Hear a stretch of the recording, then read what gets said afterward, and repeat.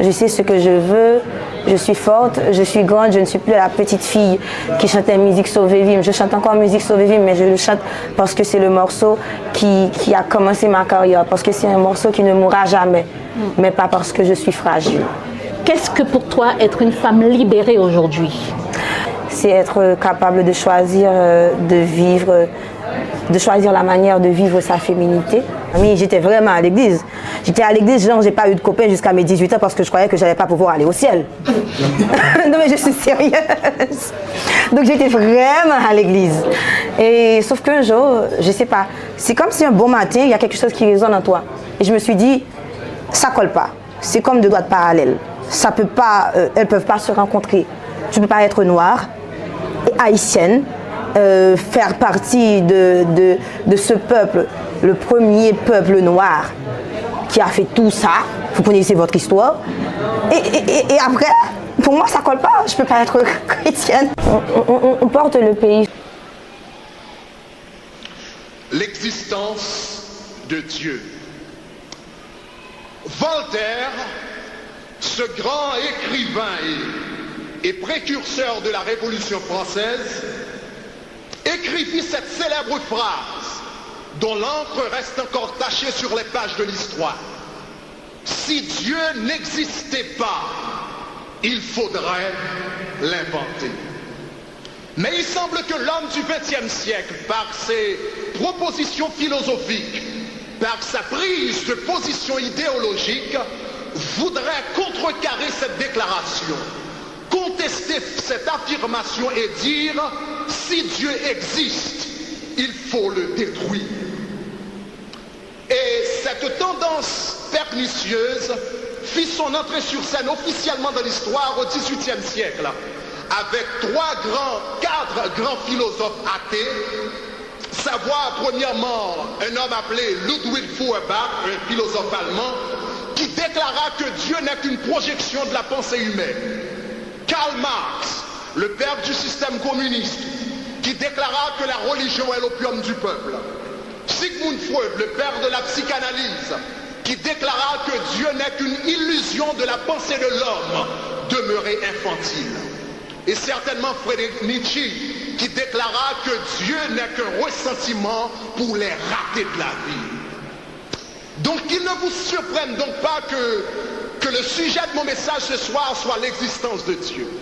Car s'il y a une philosophie qui s'étend à la vitesse grand V dans nos universités, s'il y a une idéologie qui s'accroît de manière vertigineuse dans nos facultés, s'il y a une croyance qui passionne l'intelligentsia du XXe siècle, c'est bien l'athéisme. Mais nous disons à l'instar de l'apôtre Paul, nous renversons tous les raisonnements et tous les hauteurs qui s'élèvent contre la personne et la pensée de Jésus-Christ. Nous qui sommes chrétiens, le sommes-nous parce que nous sommes ignorants, comme le prétend Friedrich Nietzsche? Le sommes-nous parce que nous sommes encore à l'état enfantin, comme le prétend Sigmund Freud? Je crois que non. Non. Avant même de vous proposer quelques arguments philosophiques portant sur l'existence de Dieu, je voudrais soumettre à votre attention qu'à travers les siècles et à travers les âges, et ceci jusqu'au XVIIIe siècle, les plus grands philosophes, les plus grands scientifiques et les plus grands penseurs du monde étaient des chrétiens, étaient des croyants. Je peux prendre à titre d'exemple, je pourrais prendre Galilée, n'est-ce pas? Galilée, le grand scientifique qui a découvert la loi de la pendule, qui inventa la première horloge, qui fabriqua le premier télescope, il était chrétien.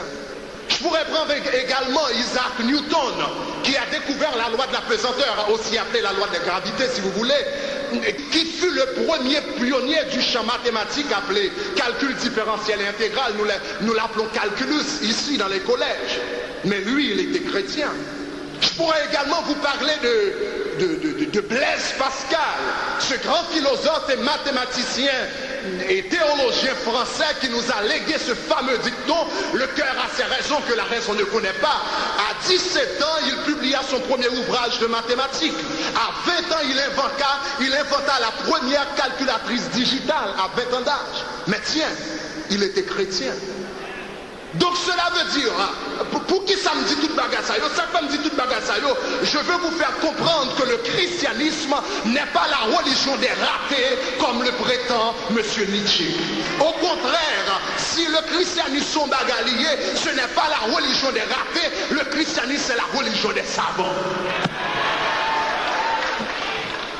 Nous devons réaliser ça ou même qu'attendez, même si vous pas un pile initial derrière nous, même si vous parlez dans gros livre, même si vous pas un pile degré ou pas un pile diplôme, même si vous pas qu'on parle toute langue qui gagne, même si vous débouguez Jésus dans la vie ou son savant. Et par contre, en revanche, moun qui pas Jésus, quel que soit diplôme li gagné, quel que soit côté l'aller, quel que soit moun qui signe sous diplôme, quel que soit l'université fréquentée, quel que soit langue li parler, depuis pas Jésus, son moun sort cap marché. C'est pas moi qui dis le non, c'est la Bible qui dit l'insensé dit en son cœur, il n'y a point de Dieu. Mounoué qui dit pas de bon Dieu, c'est insensé, c'est ça, c'est une preuve d'imbécilité que lui. Contrairement à ce que Nietzsche prétend, contrairement à Sigmund Freud, contrairement aux autres, le christianisme, ce n'est pas la religion des ratés. C'est le monde qui connaît ça, y a fait, qui fait aux chrétiens. Et je voudrais soumettre à votre attention que nous avons de très bons arguments sur le plan, tant sur le plan philosophique que sur le plan théologique, en soutenance de notre prise de position théologique que Dieu existe.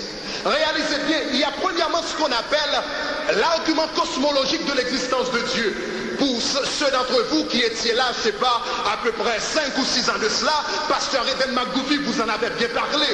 De l'argument cosmologique de l'existence de Dieu, le mot cosmologique vient du mot grec kosmos, qui signifie monde.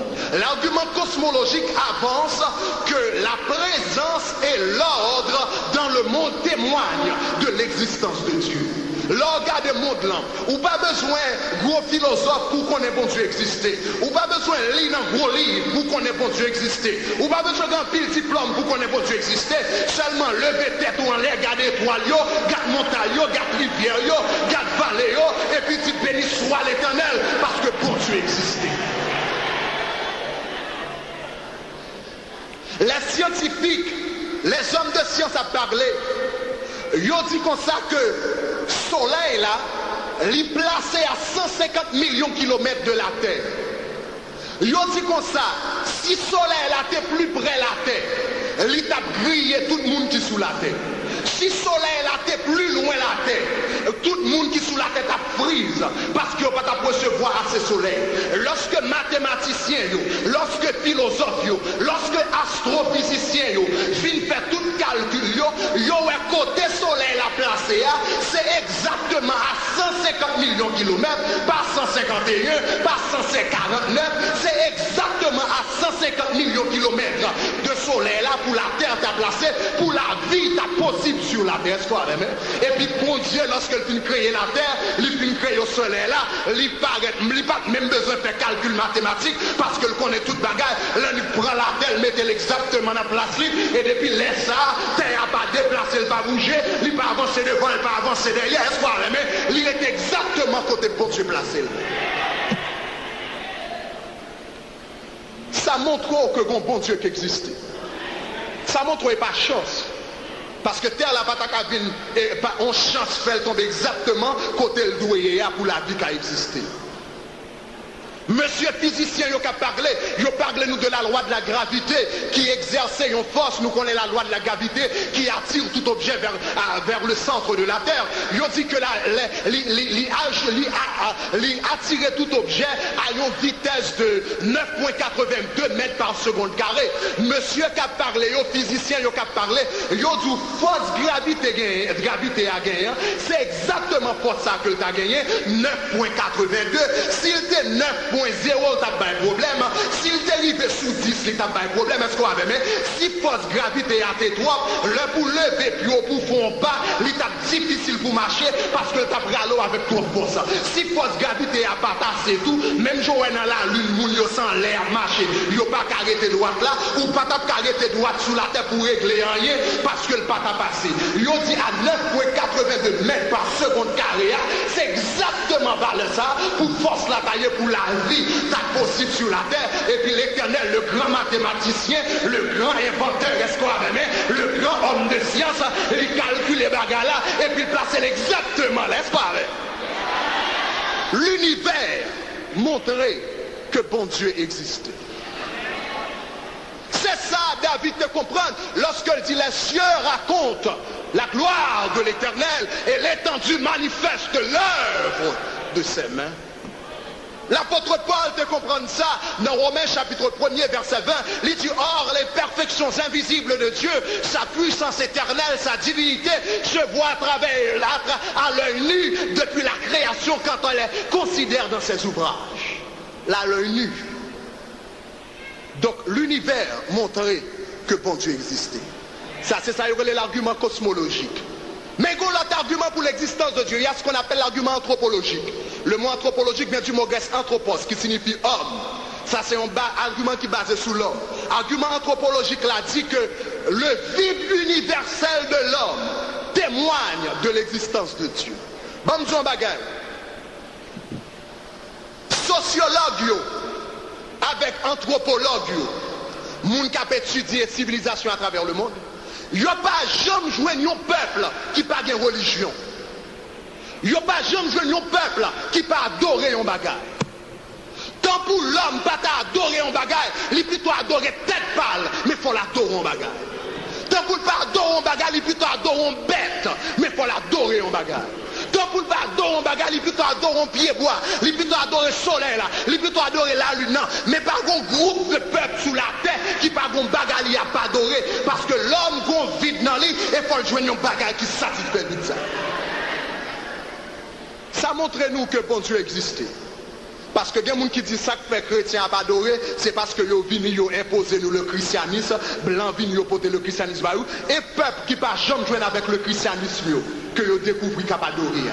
Ça montre que l'homme a une vie universelle dans lui. Est-ce qu'on avait aimé? Il faut le jouer nous quand même pour le satisfaire vite ça. Et comment expliquez-vous la présence de ce vide? C'est bon Dieu qui fait une place dans laquelle Saint-Augustin au Moyen-Âge te dit bien, il te dit comme ça, tu nous as créés pour toi et notre âme est inquiète jusqu'à ce qu'elle apprenne à se reposer en toi. Bon Dieu, bon place que le réservé dans la vie de l'homme, c'est la présence de Dieu qui a satisfait place ça. C'est ça que fait pile fois les hommes a couru pour l'argent, mais ils ne sont pas satisfaits. Il a couru pour auto, il n'est pas satisfait. Il a couru pour connaissance, il n'est pas satisfait. Il a couru pour plaisir la chair, il n'est pas satisfait. Parce qu'au bon bagage dans où, ce n'est pas auto qui a satisfait, ce n'est pas l'argent, ou même qui l'a qui par contre Jésus, c'est semblé fort qu'on est, ce n'est pas deux diplômes ou prend, ce n'est pas deux cailles ou à acheter, ou fait full time, overtime, all time of time, mais cependant pas jamais qui a satisfait. Moi tout problème où ce n'est pas l'argent lié, ce n'est pas diplôme lié, ce n'est pas auto lié, ce n'est pas frottement lié, problème où c'est Jésus lié. Ça que Jésus a besoin de jouer. Ou qu'on vide dans où que seule la présence de Dieu puisse satisfaire l'argument anthropologique de l'existence de Dieu. Il y a troisièmement ce qu'on appelle l'argument empirique de l'existence de Dieu. L'argument empirique de l'existence de Dieu, le mot empirique vient du grec empirikos qui signifie expérience. Moi, je crois que le meilleur argument pour l'existence de Dieu, c'est expérience pas personnellement qu'on fait avec mon Dieu. Est-ce qu'on a vu? Si on cherche un meilleur argument pour l'existence de Dieu, joindre avec Jésus, faire connaissance avec Jésus, parler avec Jésus, marcher avec Jésus, vivre avec Jésus, travailler avec Jésus, est-ce qu'on a vu? Manger avec Jésus, dormir avec Jésus, lever avec Jésus, et pouvoir dire si bon Dieu pas exister. Nous sommes un témoignage, il y a un diacre qui était dans l'église et puis qui pas fait une étude très poussée. Et conseil de monsieur qui t'a fait commencer à prendre classe philosophie, il t'a appelé Nietzsche, il t'a appelé Kant, il t'a appelé Jean-Paul Sartre, etc. Et puis il même dit pas quoi dans l'existence de Dieu. Et puis il y a Jacques là qui a fini avec Bible en babral, mais c'est pas monde qui fait gros classe. Il dit nous boire coller Jacques ça. Et puis vous paraît, tu dis, diacre là, bon, me pose une question. Ou dit que bon Dieu existait ou adorer bon Dieu. Ou pas qu'à ouel. Ou pas qu'à toucher. Comment on fait qu'on ait existé? Jacques a dit, monsieur, comment ça fait qu'on ait bon Dieu existé? Parce que matin, avant de quitter Cameroun, fait 20 minutes à parler avec sur genou. Donc il connaît bon Dieu exister.